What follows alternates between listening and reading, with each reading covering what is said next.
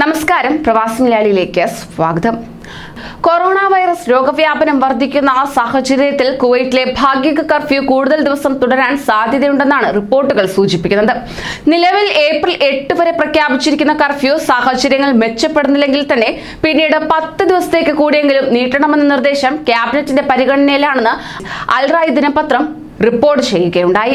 നിലവിൽ രാജ്യത്തെ കോവിഡ് വ്യാപന നിരക്കും മരണവും അത്യാഹിത വിഭാഗങ്ങളിൽ ചികിത്സയിലുള്ളവരുടെ എണ്ണവും ഏറ്റവും ഉയർന്ന നിലയിലാണ്.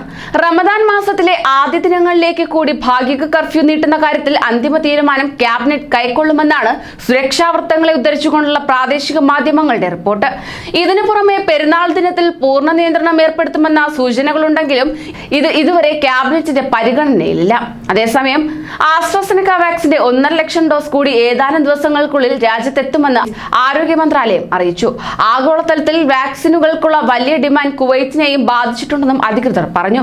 2 ആഴ്ചയുടെ ഇടവേളകളിൽ വാക്സിനുകൾ രാജ്യത്ത് എത്തിക്കാനാണ് ലക്ഷ്യം വച്ചിരിക്കുന്നത്. രാജ്യത്തെ എല്ലാ ഗവർണറേറ്റുകളിലും ഇപ്പോൾ കോവിഡ് വ്യാപിച്ചുകൊണ്ടിരിക്കുകയാണെന്ന് Covid supreme advisory committee chairman സ്ഥിരീകരിക്കുകയുണ്ടായി. സുരക്ഷാ നടപടികൾ പാലിക്കുന്നതിനുള്ള വീഴ്ച തുടരുന്നത് രോഗവ്യാപനം വർദ്ധിക്കാൻ ഇടയാക്കുന്നുവെന്നും അദ്ദേഹം ചൂണ്ടിക്കാട്ടി. കൂടുതൽ പ്രവാസി വാർത്തകൾക്കായി ഈ ചാനൽ സബ്സ്ക്രൈബ് ചെയ്യൂ.